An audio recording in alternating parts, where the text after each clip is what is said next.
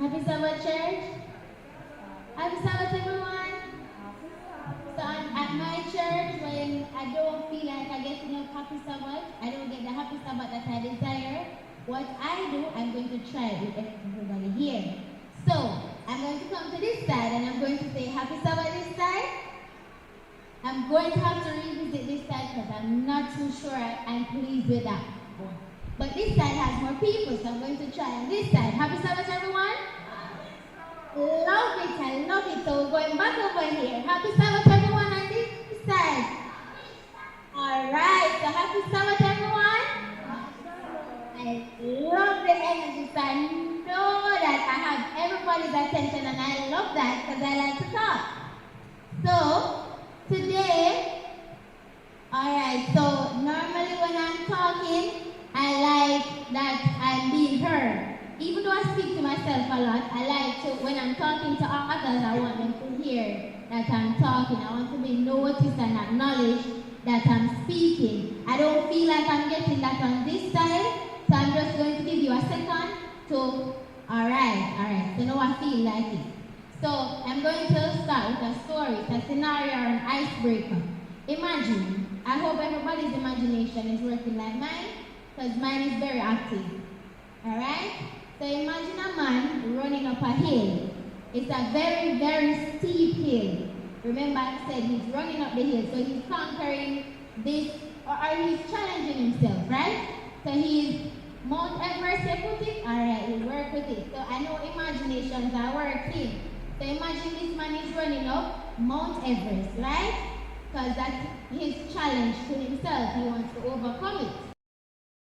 And he has a bag on his back. But it's an empty bag. So the bag is empty. Now carrying away, he can do it, right? He can do it. So Mount Everest, however, has gold on the track for the trail. So when I talk a little piece of gold, I talk like gold plate. Yeah. Big gold plate. So gold plate line the track going up to Mount Everest. And everybody know that gold is precious, right? So it has weight as well, it's heavy. But people want gold, people desire it because it says something, right? It has value. So he's going up Mount Everest and into the gold. So his bag on his back empty, and you remember that his bag empty. So that he does. He fills the bag, right? But then after filling up the bag, he said, oh, but I remember I want to challenge myself. Okay, just add that to the challenge. I'm running up Mount Everest with a bag full of gold. Can you do it?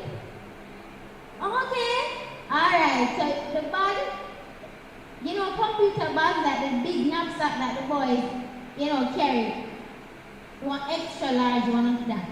And he filled it up.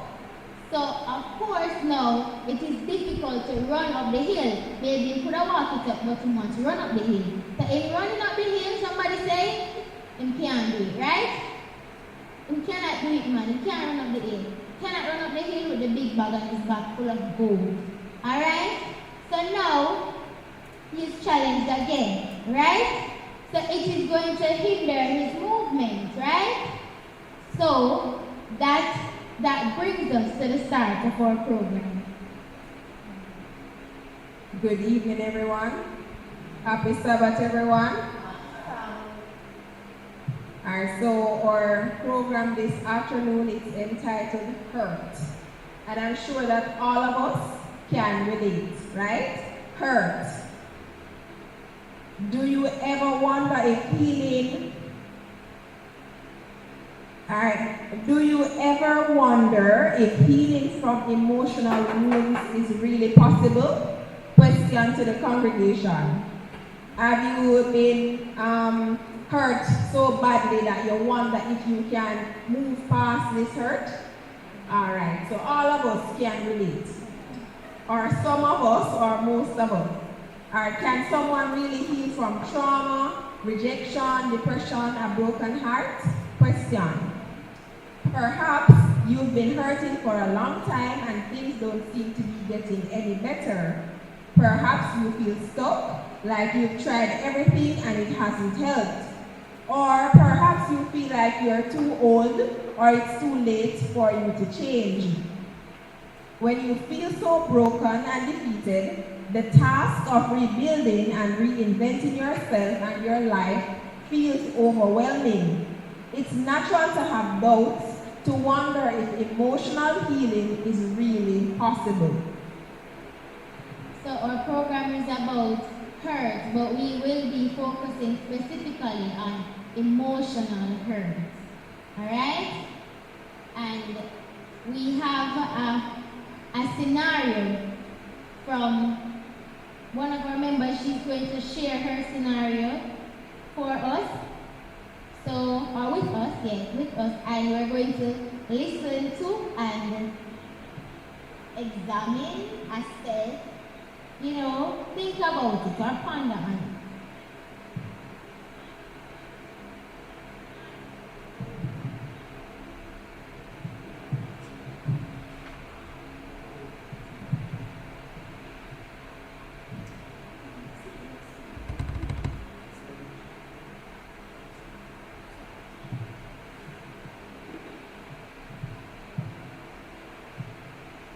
Happy Sabbath, everyone. Alright, so I did not know about this until about 3 o'clock today. I like to prepare for things, Alright, so my name is Asha K. Douglas, and I attend Bedouin Garden Seventh-day Adventist Church. Alright, so as the program entitled Hurt, right? Okay, so I'm about to share what happened to me when I was just 12 years old. My dad, I don't know for young ladies, but like for me, I love my father gone to bed. Like I was like this close with my daddy. So my mom sensed that, kind of like daddy more than she's true. But it happened that one Friday evening, 2009, so I guess I gave away my age. My dad got home and everything, and then started hearing some noise and stuff. He pulled up like my room, so he parked close to my room, and I've never shared this in public.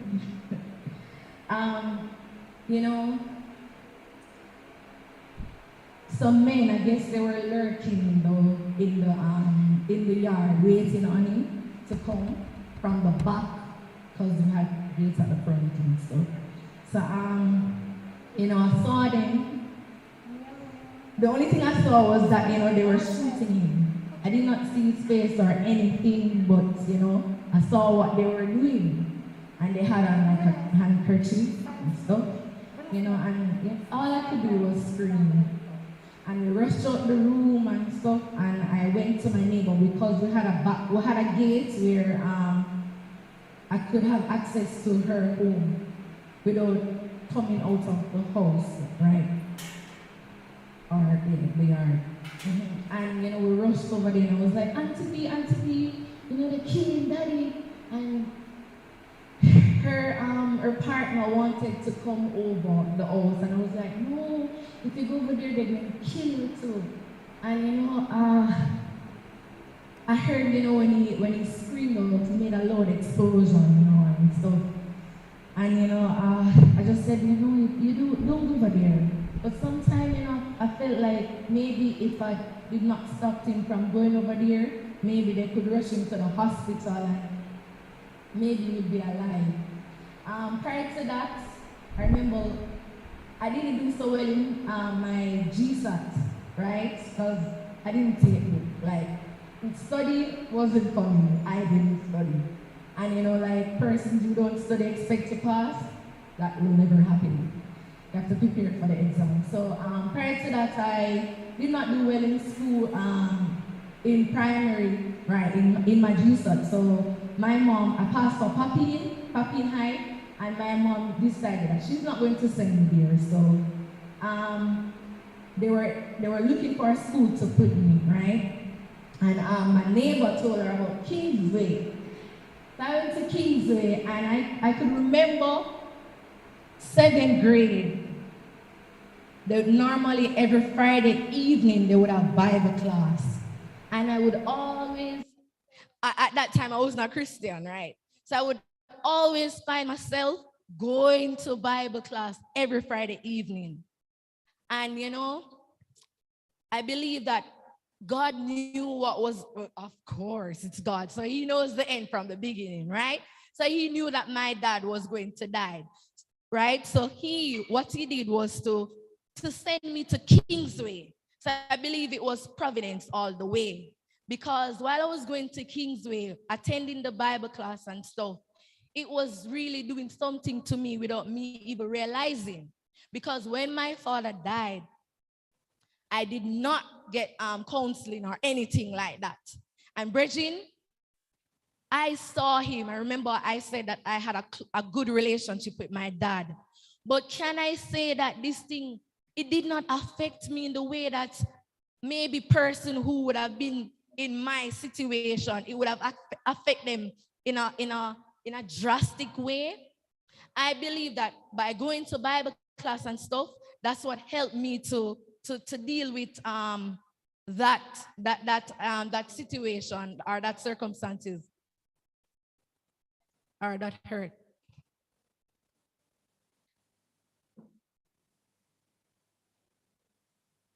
I don't know.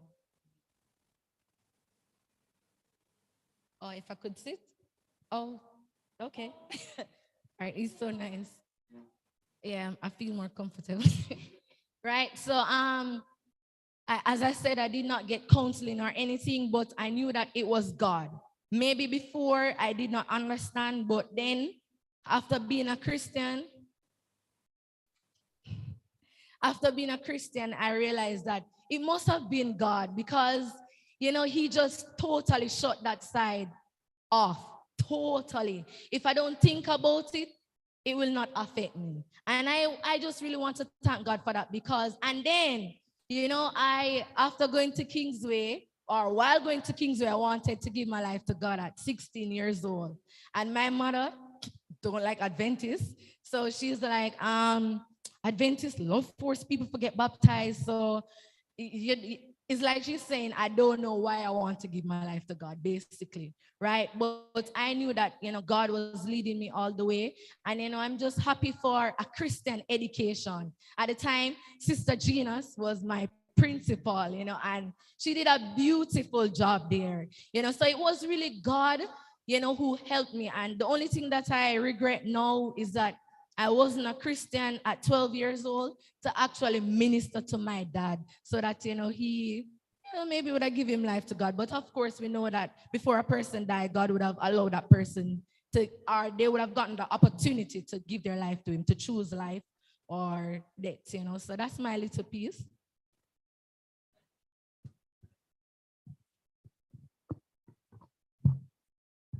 All right, so we're going to deconstruct that, right? But before we do that we'll have a song, a special by Sister Alyssa, and then we'll go back to her testimony. All right, everybody still engaged? All right.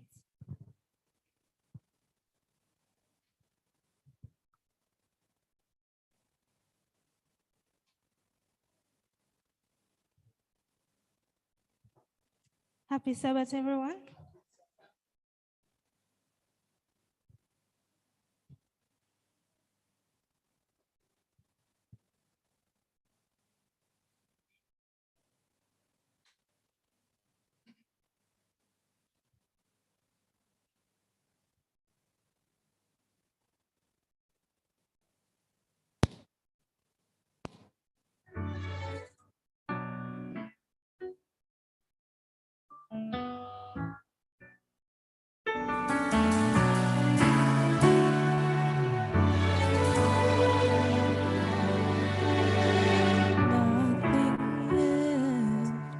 For you to say or do, you've reached the end of the hope you've held on to. At the point of desperation, it looks like there is no way, but you can can never be too broken, and I know it's not too late. God can still turn it around. He can hear your heart's cry out. Or maybe you can see, oh, but I believe He's moving right now. God can still turn it around. God can still turn it around.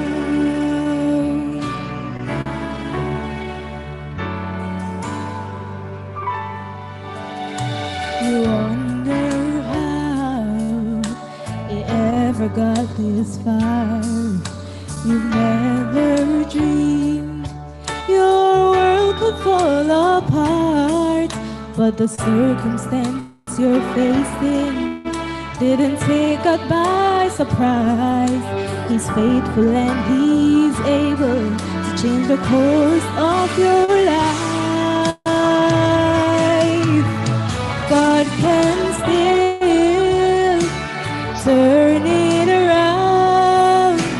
He can hear your heart's cry out. Or maybe you can see, oh, but I believe He's moving right now.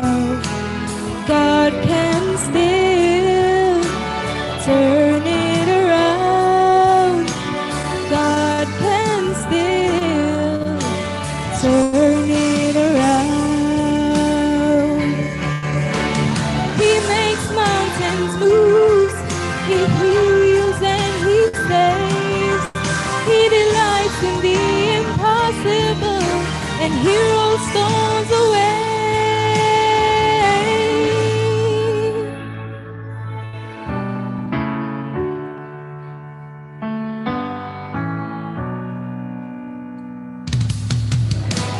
God can still turn it around. He can hear your heart's cry out. Or maybe you can see, oh, but I believe He's moving right now. Yes, He's moving right now. God can still turn it around. God can still turn it around.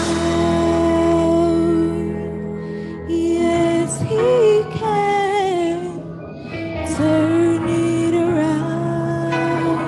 Yes, He can turn it around.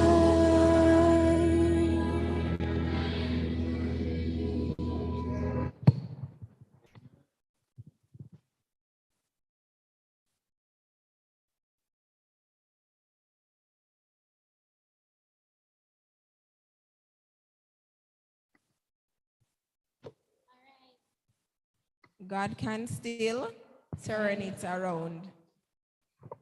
All right, so like Salome had said earlier, we're going to go back to Ashake's story, Yeah. right? All right, So everybody would have experienced, losing a loved one. And well, most of the population doesn't live in Augustone, but we know the nature of, living in these areas, that it's a volatile area. areas. There must be somebody that you would have known that you lost because of gun violence, right? So the person is not necessarily always on the wrong end, but it happens, right? And for some of us, it doesn't always happen like Ashake, right? So for some persons, in our communities or persons that we know of, we must know of persons who went to that route because of what they would have experienced, growing up, and they lost maybe a family member or a relative or just a friend that was close to them, and them say, oh, them have to take revenge, or them have to, avenge it for for want of a better term. So I'm going to ask us now, us being, Christians, and we are trying to win over a soul. How do we, and that is, what is keeping them, whether in that life or outside of Christ. How do you advise them, or what is the next step? So this is where you talk back to me, because I like to listen as well. All right? Great. So you can just raise your hand and, tell me some of the practical ways that you would approach such a scenario. Right? Right? All right. So raise your hands.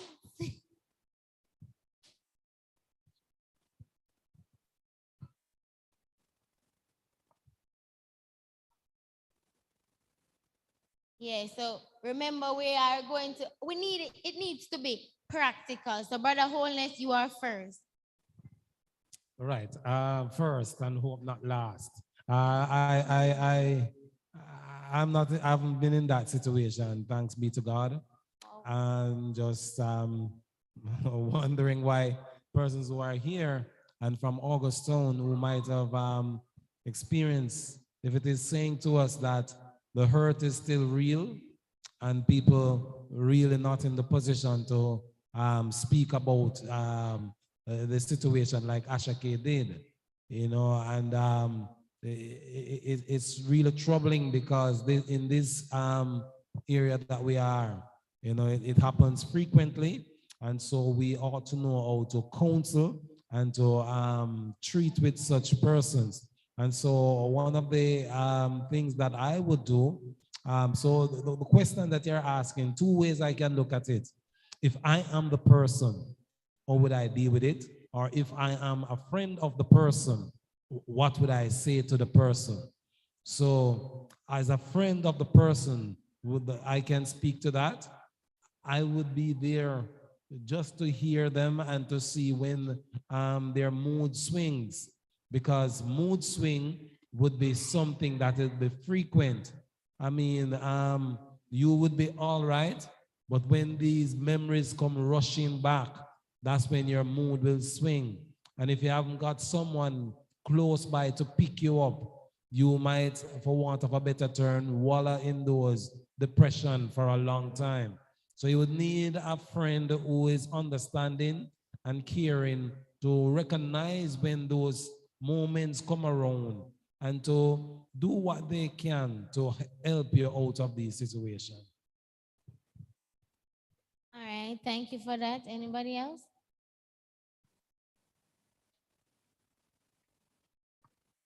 Like I can remember when the situation happened,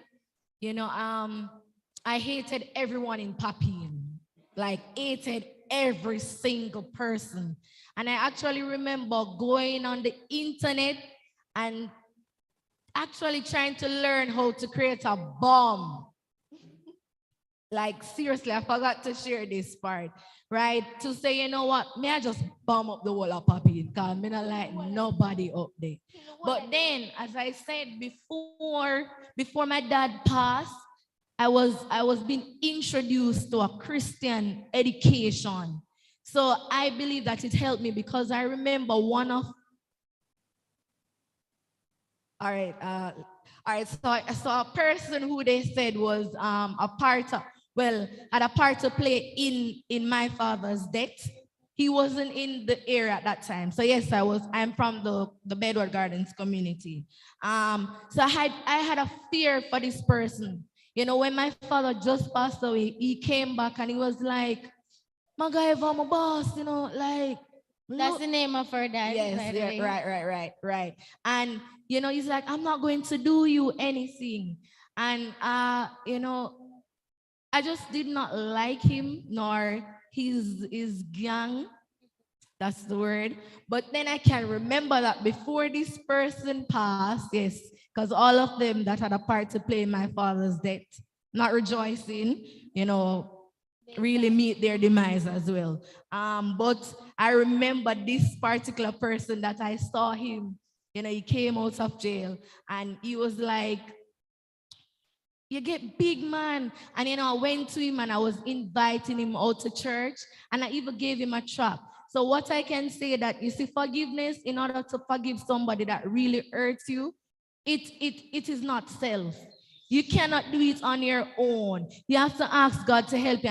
And sometimes when you're before you even get baptized, the Spirit of God was already working on your heart because He knows what you are going to go through. So maybe at the time when He allow it to happen, you know, you're more better prepared for it. Because at that time, at 12 years old, I just God, because I love my dad, and you know, he just helped me, and I prayed for all of them. I'm like, you know, even the other day, because, you know, the devil still bring up person to say, you know, your father was a good man, you know, and them boy, them are wicked. And I'm like, pray for them, man, pray for them. Because I would like to see them to be saved as well. You know, so it's just God. You can't do it on your own. Amen. And she, Chaniki.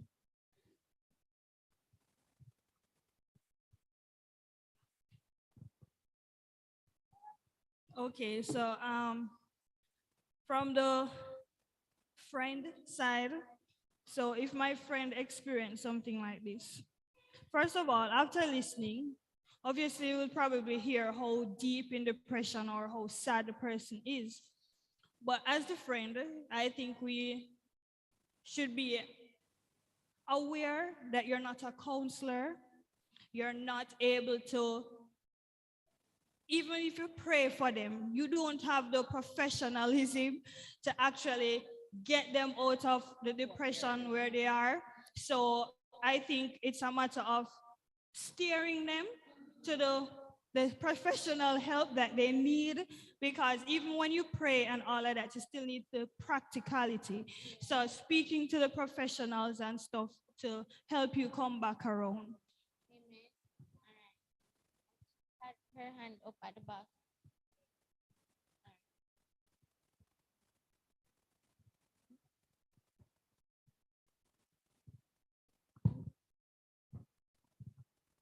So good evening, AY. So before responding to the question, I am going to share a personal experience which also will be answering the question. Now, I would have found myself in a similar situation. Fortunately, it was my brother who lived in Maxfield. Fortunately, he did not die. But I remember when I got home from church one Saturday night, I got a call from his mother, and only to tell me that my brother was shot and he's at the hospital. When I called Hunts Bay, which that's where I was working at the time, nobody wanted to tell me anything in details. They keep saying, no, he's like at the hospital, he's fine, whatever. But when I spoke to family members, they were telling me different things. Anyway, long and short of it is that two of the persons involved were held, and they were at Hunts Bay. And brethren, I was a Christian at the time, an ordained elder. And let me tell you something, seeing something, hearing about something, and experience it for yourself is something totally different. I was literally barred from going to the lockups because, yes, the Lord said, vengeance is mine. And we really, really have to be connected in order to leave vengeance unto him, because they knew I literally was going around there for the two men who shot my brother. And I was barred. I could not go anywhere in that area at all.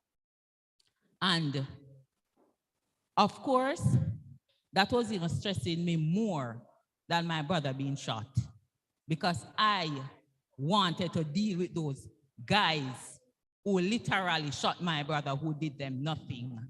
And of course, with the prayers of my church family and the persons encouraging me, I'm not seeing Sister Martin, but Sister Martin is one of those persons who really stood by me right through it all. And with those prayers and encouragement, you know, when you look back and you say, you pray and really ask the Lord to help. I prayed and I asked the Lord to help me to just get past it, get past it. Literally, I place myself at visit every Sunday. I'm not supposed to work there. And I supervise the visit every Sunday. And all the visitors that came for him, 2 persons would allow. I turn back the visit. I don't send no food around here. Yeah, I'm telling you, I sent it back.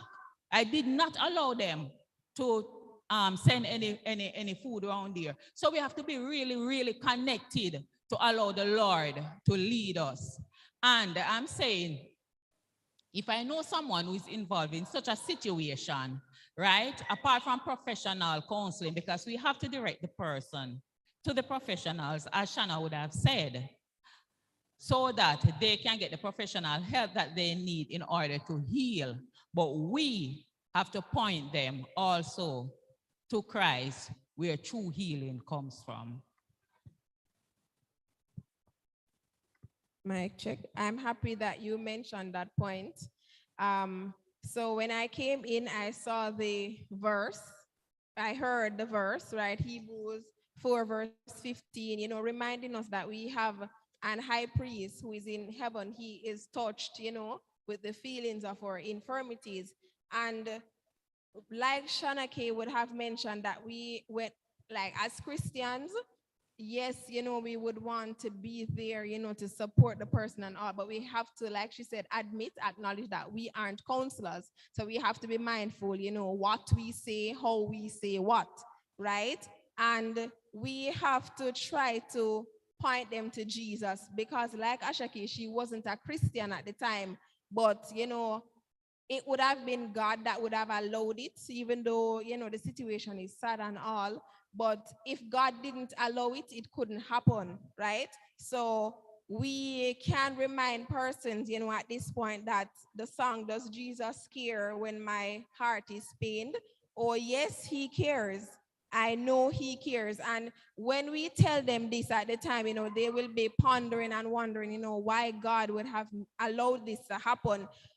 Ashake probably would have questioned, you know, initially, but over time, she would have realized and acknowledged that it must have been God who would have taken her past the hurt, right, and would have freed her to forgive the persons, to forgive the men, because she would have heard names, right? Persons would have been, their names would have been called, and she would have seen them, right? It takes God to forgive, right? So, oh, yes, he cares. I know he cares.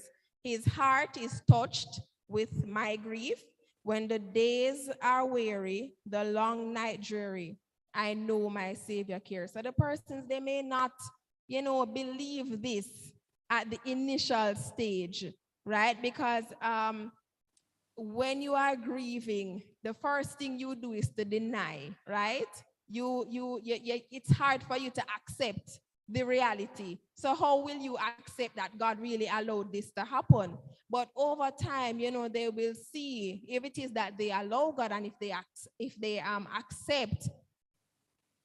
accept, you know, that God would have made this happen, and that he can fix it, he can turn it around, he can, you know, take them through and take them past the hurt to the stage of forgiveness, where they will be free, and even though they will still be hurting, they will be able to cope with the situation.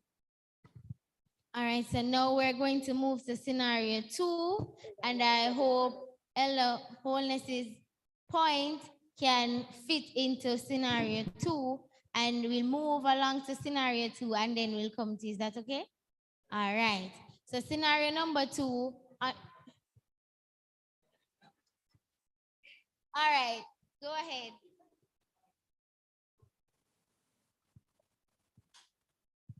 It is good. I like what they said. It's good to refer to professional help.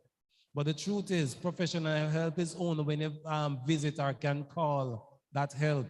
You are there as a friend most of the time.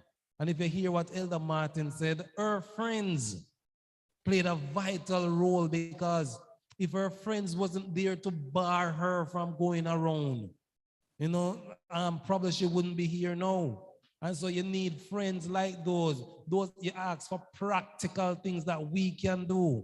And what we can do practically is be there for them when the mood swings and when they need help and see to it that they don't do anything wrong because at that time they're not thinking rationally because they are hurting. So the one of the practical things that you can do is to be there for them. And yes, referring them to counseling is good and it's necessary, but the counselor can only help them when they talk to them or when they're, but you who are with them have a better opportunity to help them. Right. So you're almost like first responder, right? All right. So scenario number 2, I will be sharing it, but this is not a personal experience. I know of somebody that a similar situation would have happened to, but unfortunately I didn't get that person to share. So it didn't happen to me, but I'm going to share this hurt so we can, think about how to get past that if somebody in the future, if that should happen to somebody. So imagine, you don't necessarily have, some of us don't have to imagine. You're a Christian female and you are single.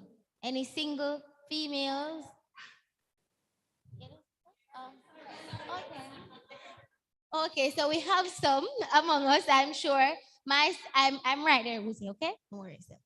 So you're single, right? And you are, your age, it's not climbing, but well, it's not rapidly moving, okay? As much as we actually feel that way, it's not. So things not run left, right? But you might feel that way sometimes. And all right, there's a gentleman, he comes along, okay? You guys are you're dating and you're courting, all right? So you move up to you reach the marriage part, right? You guys get married. But an opportunity comes up, maybe a job opportunity comes up for one of you, the female. Let's because I'm a female. So the female, a job opportunity comes up for the female, which requires her to leave, where you guys are. So you are migrating, right? And remember, I'm not just married, no years, not dating. I'm just married. But it's a good opportunity, and it can lead to citizenship, and you can also take along your partner at a point, after staying some time. So you're doing that, or you have that in mind. All right, you take the opportunity and you're now away, right? But so your anniversary is coming up, your first year, right? So you're coming back to Jamaica, yeah man, you make little money, you're glad to see your husband because it's been like 6 months since, of course, you miss him, right? So you come back to Jamaica only to find that he indefinitely or he moved on, right? Well, not necessarily move on, but no, it's not move on. It's not move on. It's not move on. But he has right infidelity. But I'm calling somebody, and something go on, right? And this person is now living, so it's not a house because they never buy a house yet, young couple. So you guys rented a place and you were staying there, so you left him in that place. All right? And maybe I send you a little part to keep the place running, right? So you're doing this together, right? But when you go there, you see that okay, he has started a family there. All right? So there's a female, who is carrying a child for him. Of course, you feel some type of way, right? Yeah, man, you feel away. How do we? So, oh, all right, I feel away. I feel away. I really feel away. So tell me now how I should deal with that.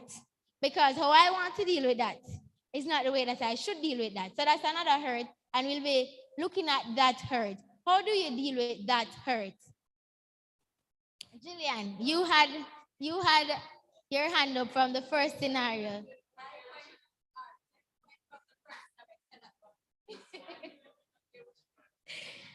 All right, so okay, so we have two hands. Oh, love that. I said at this side. Okay, so that first scenario was for this side. That's okay. So second scenario is this side. All right, let's do this. So there are some aspects of the story that I want to clear up before comment because it's kind of confusing for me. You right. said they were courting. They got married. You said they got married Yeah. and she just got a job right away. 2-3 months in, still. Oh, you're changing the still. story now because you see. No man, so it's after they got married. I didn't put any time No, to it because as I exactly said, what I'm saying that you said they got married and she got an opportunity and she just left. So I don't know how long, how quickly she left. yeah, so it was Right, but she also said she was coming back for anniversary. right. So after spending some She time said like away, 6 months. So that's what I'm saying. There are some details in the story that are not straight. So that's why I want to clear up those stories first. Yeah, that's important. That's important. So I want to set it straight. They got married, and how quickly did she leave after? so I'm a communication specialist. All right. Right. So give us a And timeline. I only did match up to C-Sec. I have a 3, and my 3 is my 1. All right. So let's just clear the air. Maths is not my friend, and the numbers No, and man. stuff. Go- And we remember, don't as have I to go said, there. it's a made up scenario because I didn't get the person to share. So you're kind of fixing it while they go along. Yeah, man, kinda. So you can match it.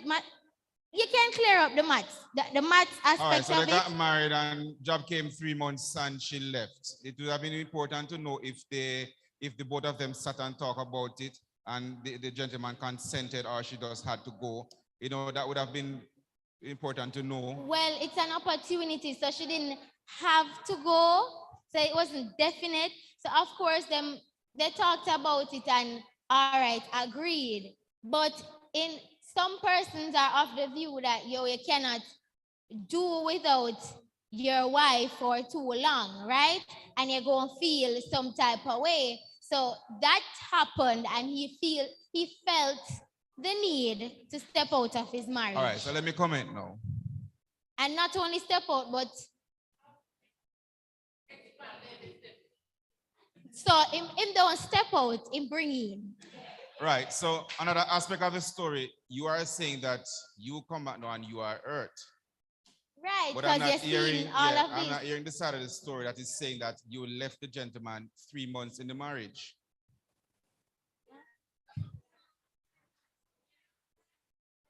I'm not hearing that part. I'm not trying to justify what he did, but I'm just saying, you know, it would have been lovely to balance the story too.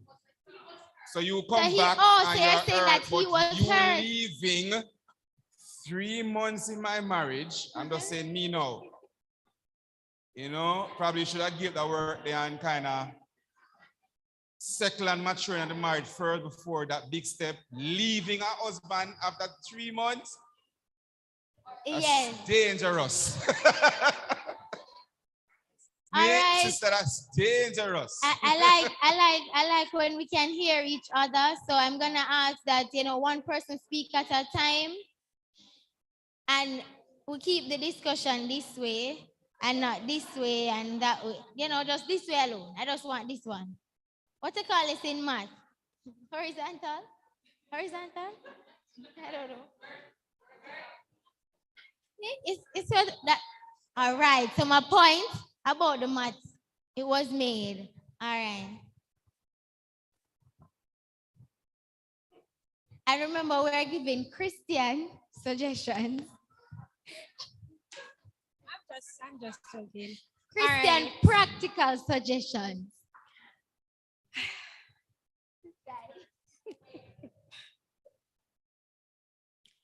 All right, so let me put myself in this position, right? So the female, So I'm just going to add this bit of information as well. The female who would have been experiencing this temporary separation Right. was faithful, right? Okay. In all points. All right. So obviously they would have known each other. They would have been comfortable with this, with the decisions that they would have made in life. Before you get married, you have to go to counseling to know what both parties want, what you expect for the future, stuff like that, right?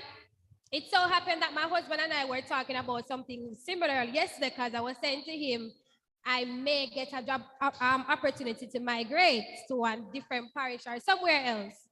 So he didn't answer me. He was just blowing it off. But the truth is that I am going to better my life for the both of us. If you cannot, or situation, right? If you cannot handle 6 months for me That to you go, are also experiencing. right? Because I'm over there.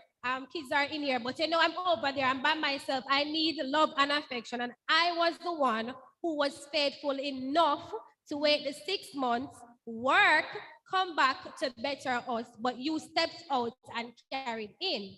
Yes. Now I don't know if anybody knows my mother, but I am glad she's a first.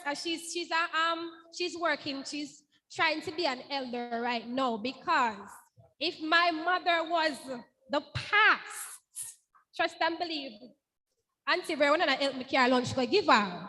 Because if my husband was supposed to do that, the right thing to do, as the pastors would say, is to pray and leave it alone because most churches don't believe in divorce, right? In this situation, what am I going to do? I would have to seek counseling. I'm probably after the award 21.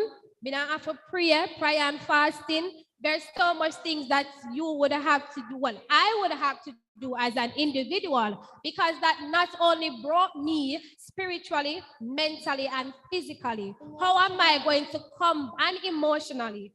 How does one come back from that? Not to mention, what if it was a case where she had some issues and she may not even be able to get pregnant, and then to hear that she impregnated somebody else. So it's going to be hard. So in this situation now, what is the church going to tell me?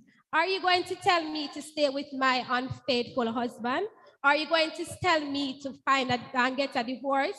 But if it was up to me, my whole spirituality, I would want to keep that intact. I for one, I'm not going to stay with that.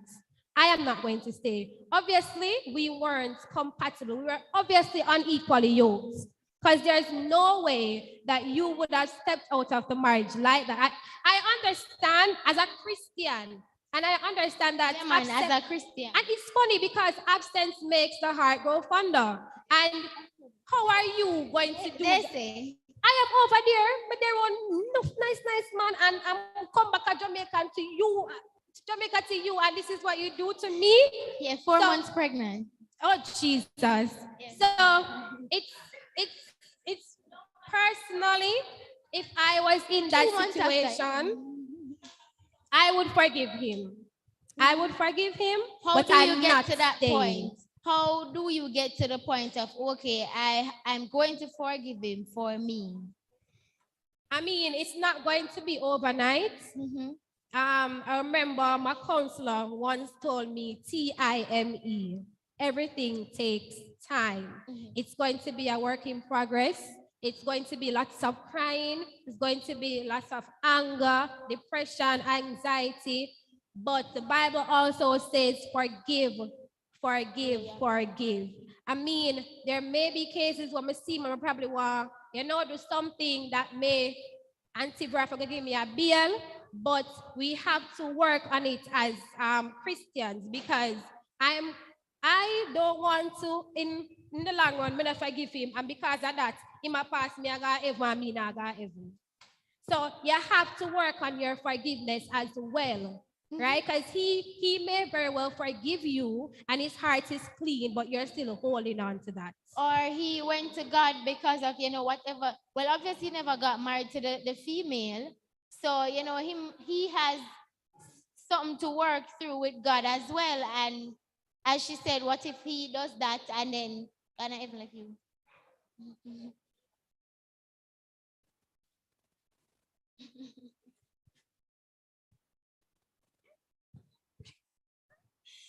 All right, so this scenario is tricky, right?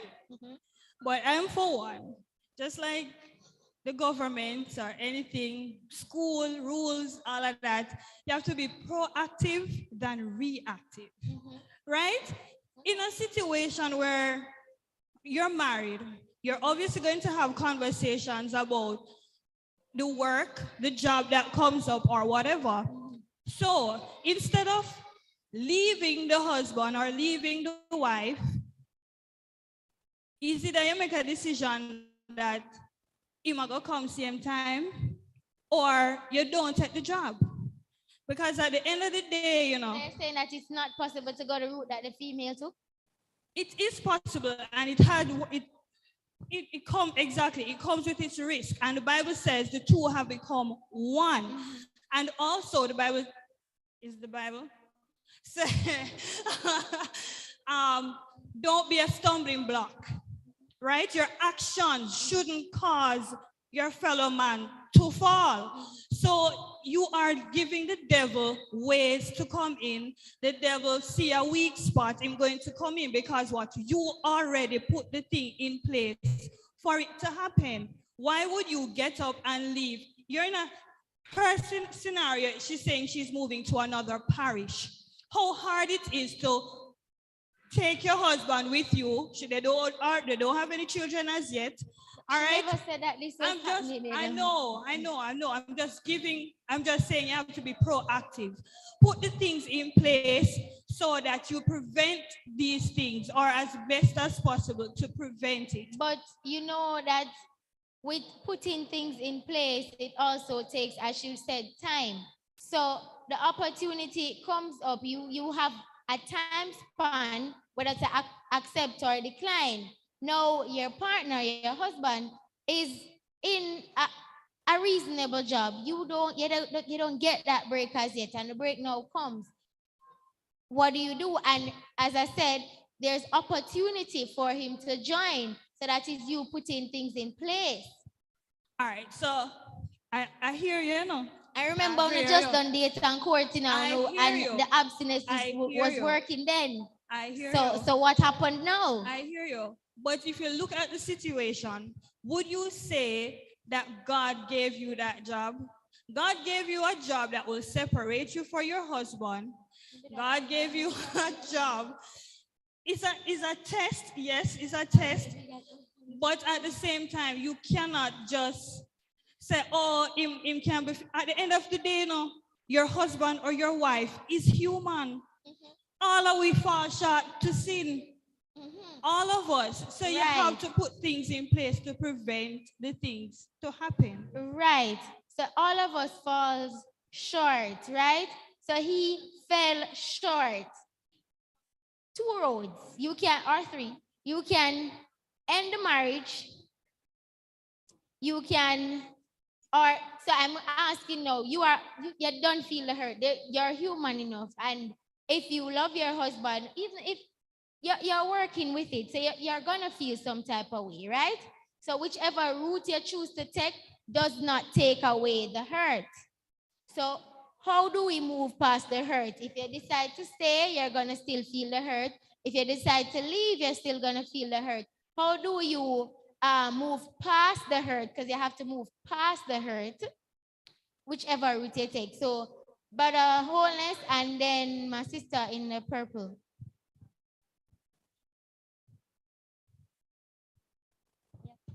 I wanted to ask a question if it's a recent scenario, in social media time where you can Zoom and talk to person. Yes, in social media where you can dare and you never pick up nothing at all. What's that thing? Yeah, man. You can, yeah, man.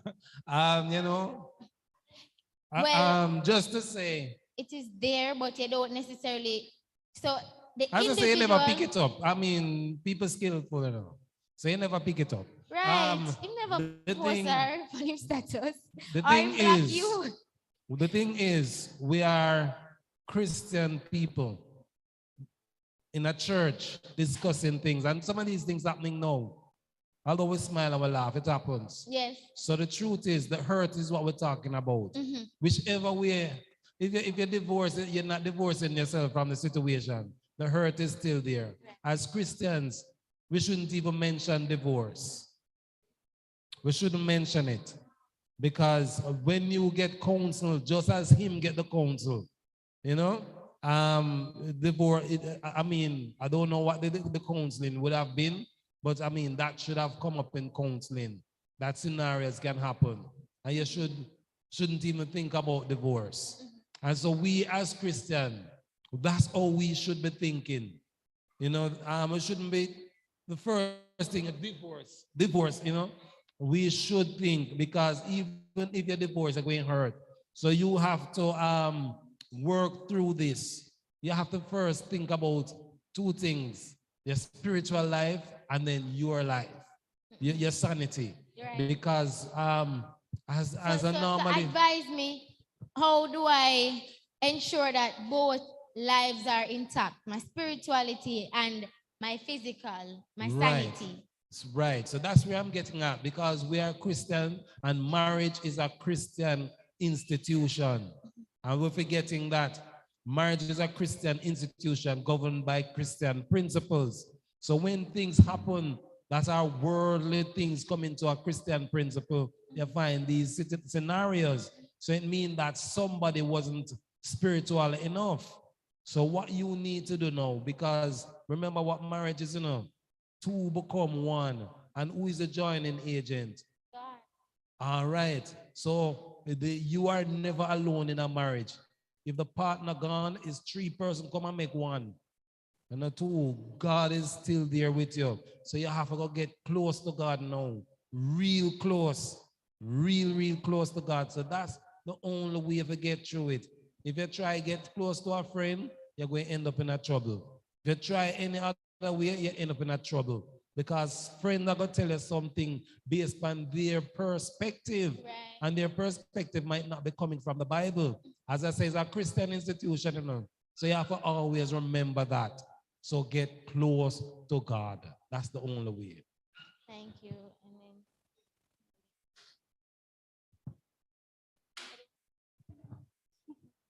Good evening, everyone. good evening. I can really talk about this because this happened in my home. Just to think about it, you said that the woman would help him to get overseas. How do a person does that?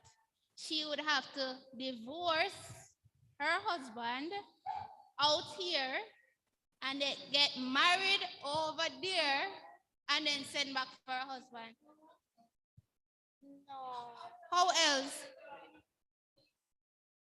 Right. But to live over there, Yeah. totally live Yes. over there. Yes. Okay. Well, the one in my home, right? Business marriage.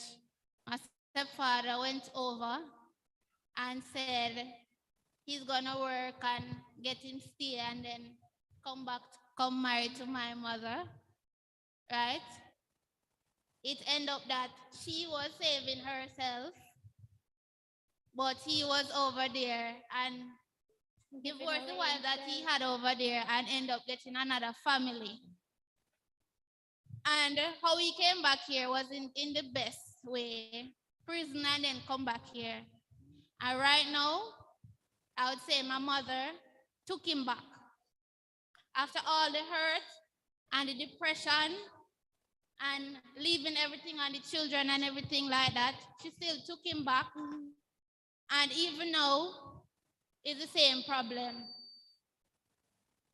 Some of them, they just can't go without a woman for any period of time at all. Not saying what the woman did to leave her husband for however long. And, but through experience and everything, the hurt is really bad because I've seen my mother still in depression. And no matter how we would have talked to her and said, you know, you can't choose a man over God because that's how it seems. You chose a man over, no matter what, you just not leaving this man, no matter what the hurt. So sometimes I would say to her, sometimes you cannot look at the good that people do for you. Because if you continue to look at the good that people do for you, you will never leave that person behind. Sometimes you just need to look at the bad and say, you know, that person do me really bad, and I just need that person out of my life so that I can move on with my life. Sometimes that's the only way we can heal from situations like those. All right. So, well, her hand was up first, and I saw him and then Tony. All right, we're going in that order. Ella Stamp after Asha, Ella Stamp, and then Tony.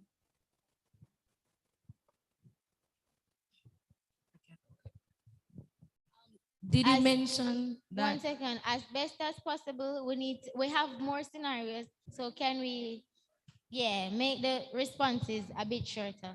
Right. What I wanted to know is that they were Christians, both of them. Both of them. Oh, well, I mean, as what Elder said about marriage, you know, we know that Satan attacked the two things that God gave in the Garden of Eden, right? The Sabbath and the marriage. So if we're Christians, yes, I know that it's easier said than done, but if we look at 1 Corinthians, right, 13, it talks about what love is. Love is long suffering, love is kind, love is patient, right? So if that person really loved his wife, and if his wife really loved him, yes, I know that a woman, you know, came into the picture, right? And tried to separate the marriage, right? But I mean, what about fixing the relationship? I mean, because yes, you can divorce because the Bible said that if fornication is committed, right, you can separate, right? Adultery on that basis. Right, exactly. But I believe in if you love the person, you're supposed to can forgive him and want to try to make the marriage work. But then how feasible is the marriage when I'm in Jamaica and you're in America? Like how can It's temporary. I really feel like you guys are forgetting that aspect. Salome, if you should look at Psalms 25 verse 12, it says, "What man is he that feareth the Lord? Him shall he teach in the way that he shall choose." Everybody is tempted, right? And the enemy is there. When you decide to go overseas and your husband is out here, what kind of relationship is that? Cannot God bless you in Jamaica and provide a better job so that you can build something? Because most of the time, these long distance relationship, it just doesn't work. So the excuse for people who live together. So I believe that we have to allow God to choose for us and not sometimes the enemy present opportunity and we take it to believe that it is God. All right, so thankfully that didn't happen to me because right now I'm not getting the next step. I don't think I'm getting the next step. I am on the end of wallowing in my situation and my self-pity and to act impulsively because I am still hurt. Okay, good afternoon, everyone. Afternoon. Happy Sabbath. Happy Sabbath. Okay, let me give my little input. All right, firstly, I must say it is what it is. And with all the various speculation, why and why not, it is what it is. The fact is that our relationship is now broken. And people are hurt. And especially in this situation, it would have been the female would have been because, of course, there is another relationship involved. I don't know, is that relationship continuing? At this point, I don't know either. Okay. Because healing can take place if You the tell me. I need to. I don't know the next. I don't know which step okay, to take. all right. If it's a situation where the relationship, that is the illicit relationship, continues, then it will make it more difficult for healing to take place, because for any relationship to work, there must be trust. Trust is essential for the relationship to work. And of course, there's hurting, there's pain, and there's grief. For we know that any type of loss, there's always various periods of grief and healing, and grief again and healing based on the nature of the relationship. There's a story in the Bible, though, that I want to look at. The Hosea. You know that story? And, I still believe in Romans 8 and verse 28. Irrespective of this, like the story that we are studying about Joseph, you're placed in different situations, even some trying situation, but God is able to work it out. Right. Romans 8 and verse 28 says, all things work together for good to them that love the Lord and who are called according to his purpose. Sometimes it's not easily understood, because how can situations like these come about and good come out of it? The truth is that if we continue to hold on to God, God is able. And in that situation, my firm belief is that trusting God is very important, not trusting self. Because why it is happening to me and why that happened can lead to grievous depression and even insanity. But when you begin to trust God and you're asking God to work it out, not only to work it out in your personal life, but to work it out in the other person's life. Because while you are going through that situation, if that other person is really sorry about what happened and dissolve the relationship and want to come back, then there must be healing on both sides. And trust develop. It means that they are going to be redeveloping. Yes, they have to sit down and talk it over instead of fight it over. And it might be that a third party might be necessary. And since they are Christians, I wouldn't advocate for a counselor who's not a child of God. I would advocate that if there's a counselor that's going to come involved, that person must have a relationship with God. Because sometimes counselors counsel you. And I heard the sister was talking about separation. As Christians, we really don't advocate that. We advocate working out the situation as best as possible under the power of the Holy Spirit. And so good can come out of it, but the individuals must trust God and believe that all things is possible if we only believe.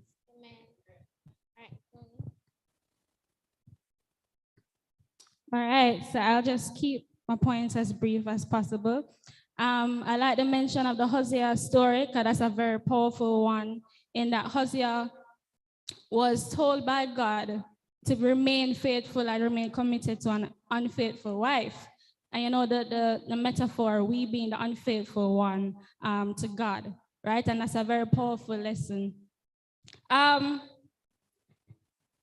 Situations where emotional hurt takes place can be hard to process. It can be hard to process. And I think one of the ways or the coping mechanism that is most helpful is having a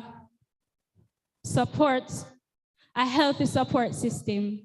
As Elder Sam just said, you can't go through it on your own. It's impossible. We've heard the testimony of Shakara many times. That's the emotional hurt. And if you haven't, just a plug, you can get her book. What's the name?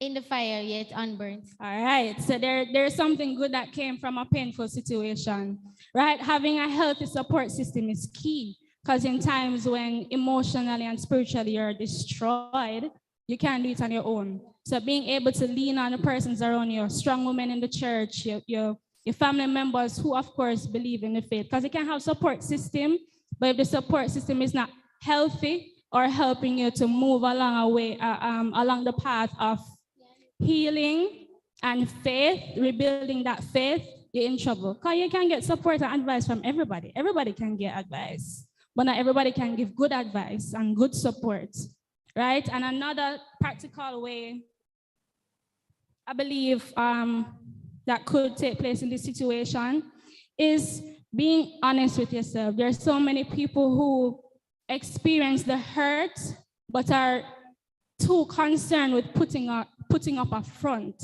that they're okay. You know, we're getting it together. We have it all figured out. But if you are not honest about what you're feeling through your feelings, disaster. There's no progress that can come from denial. You have to be honest about how you feel. So even if it's honesty to the person who hurt you, expressing the disappointment and the hurt, being able to communicate that is very important. Being able to take time away, to step away, to process everything that's happening is also key. We try too hard to put on a show sometimes and not take what is true priority, which is your well-being and your spiritual, mental. If you have kids, that's even worse. You need to step away to take care of all of that so they can function effectively. And leave the outcome in the hands of God. You won't be able, we're looking at the story of Joseph. No, right? In the pit, do you really think that he was thinking about, God has a plan? Like, yeah, man, I'm going to be in charge of all the things. That was not in his mind at the time. He was in a pit. He was betrayed by his brothers. They wanted to kill him. They sold him as a slave. However, his relationship with God in even the deepest pits is what brought him through, right? So sometimes the things that we go through is to prepare us for what is to come. And yes, we can't always understand it in the moment, but the support system, being honest about how you feel, seeking professional help if you need it, put away pride. If you need the help and you need the counseling, get it. Because at the end of the day, that's what matters.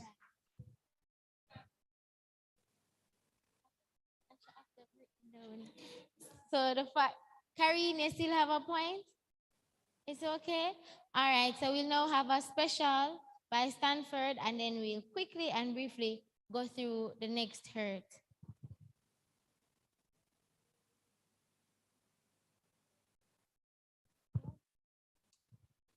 Happy Sabbath again, everyone.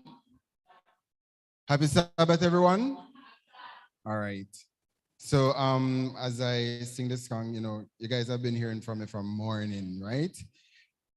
So I hope that as I sing this song and minister to you guys, the words will come as encouragement and that you'll be blessed. Amen.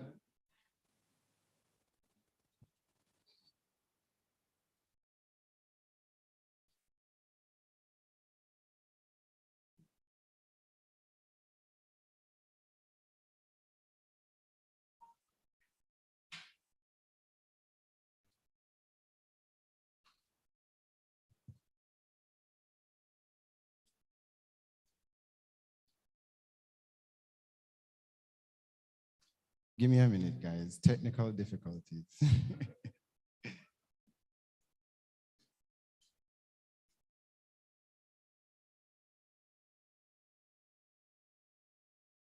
All right.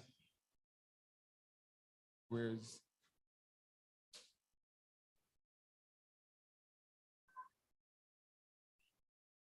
All right.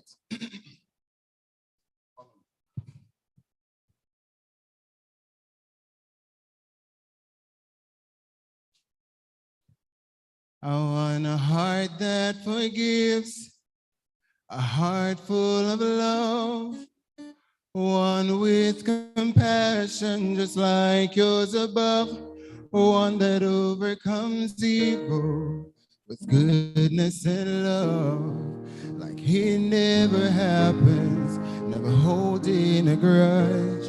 I want a heart that forgives, that lives and lets live, one that keeps loving over and over again, one that man can offend because your word is within, one that overcomes pride like your Lord Jesus Christ, one a heart that loves everybody, Even my enemies wanna love like you, be like you, just like you did. I want a heart that forgives. I want a heart that forgives when the pain is so deep. It's so hard to speak about it to anyone, just like your son. I give up my right to hold it against them with hatred inside.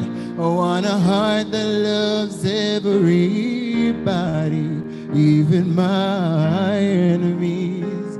I wanna love like you, be like you, just like you did. I wanna walk like you, talk like you, just like you did. I wanna be like you, live like you, just like you did. 'Cause the heart that forgives is the heart that will live. Totally free from the pain of the past. And the heart that lets go is a heart that will know so much freedom. I want a heart that forgives, a heart full of love, one with compassion just like yours above, one that overcomes evil with goodness and love, like it never happens, never holding a grudge. I want a heart that forgives, that lives and lets live, one that keeps loving over and over again, one that man can offend because your word is within, one that overcomes price like your Lord Jesus Christ. I want a heart that loves everybody, even my enemies. I wanna love like you, be like you, just like you did. I wanna walk like you, talk like you, just like you did. I wanna live like you, be like you, just like you did. I want a heart that forgives.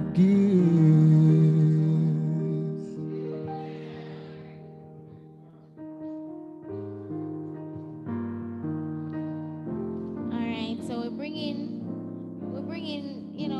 it to a close. We won't be going to scenario number 3, but we'll be going through some strategies or some mechanisms that, if you experience hurt, you can, some steps that you can take.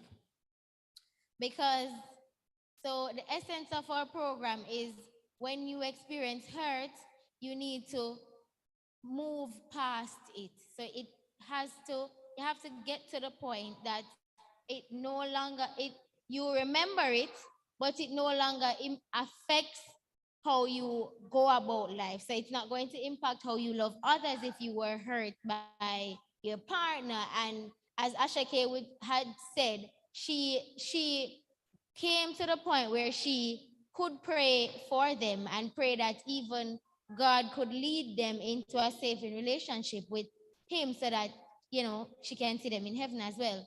Because in a sense, we're all, looking to go home, and that we're in the almost period. So while we're, I don't want to say loading, but while we're waiting, we need to be going through everything that is not, visible to the eyes. So whatever hurt that you're experiencing, you need to get past it. So step number 1 is acceptance. You really need to accept that, all right, this hurt me and I need to overcome it, right? So that is accepting it. Then 2, when you accept, it is healthy to journal, especially if you have something going through. So if you reach to this point, you journal on this day, this is what happened to me, and I need to move past it. So you're documenting now your journey, and you're documenting what triggers you. So now you have a clearer understanding of all that, or you have processed what happened. So now you can go to God with, and if you don't remember some parts of the story or whatever, you can go back to what you would have written down to go to God. Because the third step is speaking to God about it, because you have to carry him along this journey of rediscovery, if it is, or redefining you, if that is what. And then 4, you have to, after speaking to God, you need to want to forgive. Because some of the times we don't necessarily want to forgive the person or persons. It really is hard to, but so yeah, everybody knows of the quote that says that forgiveness is not for the person, but it's for you, right? It's like drinking poison and hoping for the other person to die. But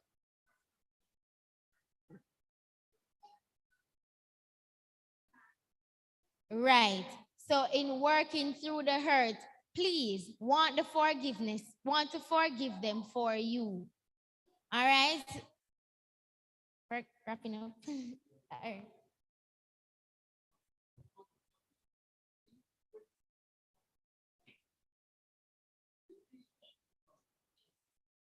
Amen. Right. That's what God wants of you. Yeah. And therefore, because you believe in God and accept his grace, knowing that he also forgives you, then you forgive. Amen. It's a process. Right. It is a process. So want the forgiveness, that is 4, and 5, which is the last one, which this does not encompass all the strategies. It's just some strategies that we would have put together, and that is to talk about it. If it is that you can talk to the professionals, and some persons not necessarily need to talk to the professional first, but you just need to talk to somebody to maybe when you speak to persons, it brings some kind of release so that can process it. So it's different from you talk to yourself and you process it, you're trying to process it or you're writing it down, but it does something different when you vocalize it. So that is very important. So those are my 5 steps. And Jillian is ready to speak. Right. So I was saying, like what you just said about talk, maybe not all of us can go to the professionals. Maybe we can't afford it, right? But anybody who knows me knows that friendship means everything to me. My friends are my sisters. And you can talk to your friends, especially if that you have that bond, right? So I'm lucky enough to have that bond with my girls. Also, you can talk to, and this one might be hard. I've been through it, going through it, talking to the persons who have hurt you. Also, sometimes we even hurt ourselves. In recent times, some persons in church will be able to testify that while I did put myself in a position to be hurt and I hurt myself, there are those who in my mind contributed to a lot of the hurt that I have been through and is going through, and going to them and talking with them about what happened, even crying it out, right, Kerry? In recent times, Kerry and I used to have a really good friendship, and we drifted and reached to a point where we used to just say hi. But one Sabbath I went to her and said, Kerry, can we talk? And I expressed what I was feeling, and I cried and she cried. And after that, we're not as close as we used to be, but we talk even more. To the point that she never even saved my number, I never saved hers, but we're different now, so sometimes even the persons who we experience the hurt with, they too were hurting. I experienced that with Kerry. So Kerry was hurting, and I spoke to somebody else also who, when they explained what went through their mind in that process, they too was hurting. So sometimes we, in our hurt, have hurt someone, and the hurt spirals into bigger things than we expected it to. The domino effect, right? So sometimes even in our hurt, we have to examine ourselves. And the most important and last thing that I will say about talk is to talk with God about everything that you're going through. He already has all the answers. And before he formed us in the womb, he knew that we were going to go through this hurt, and he already had the answer to take us through it. Amen. So I'll just run back through the 5 steps. 1, acceptance, so accepting the hurt. 2, journaling, so that you have documentation of the process that you went through. 3, talk to God, talk him through the process, talk to him, every step of the way. Allow him to direct your steps. 4, wanting to forgive the person. So forgiveness is key. And then 5, talking about it, vocalize it. And that will, close out our AY program. I hope that you learned something, or, you feel enlightened to go to somebody who is going through something, or who knows if it should happen, the steps to take. So we'll have our final special from us, United Souls, and thank you for listening.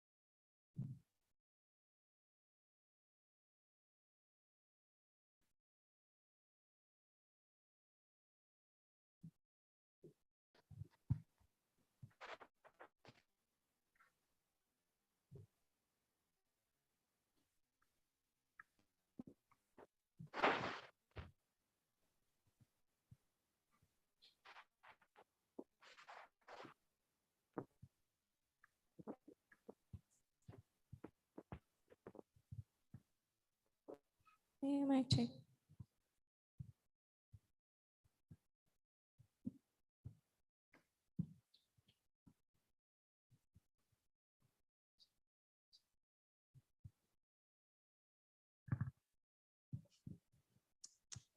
Mic check.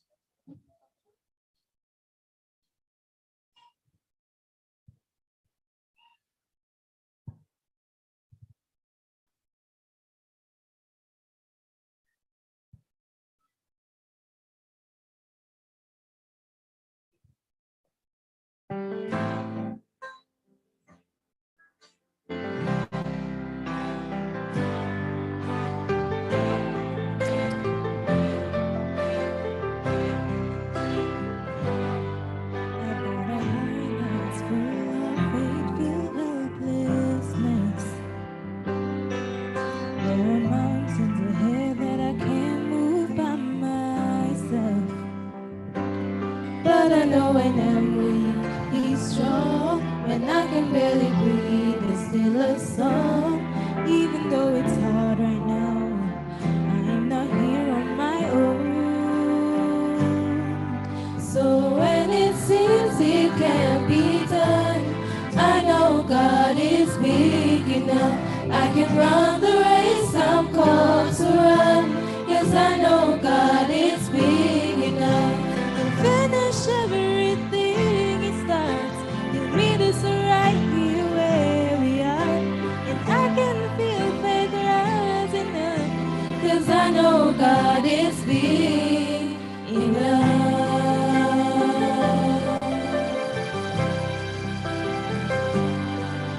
There are days when the shadows of doubt make me feel small. I declare that I don't stand in my strength at all. 'Cause I know live a day you didn't plan. Every single moment is in your hands. Even if the whole world shakes to the rock on which I stand. So when it seems it can't be done, I know God is big enough.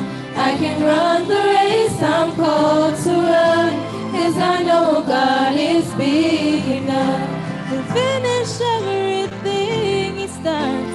He'll meet us right here where we are, and I can feel faith rising up, 'cause I know God is big enough.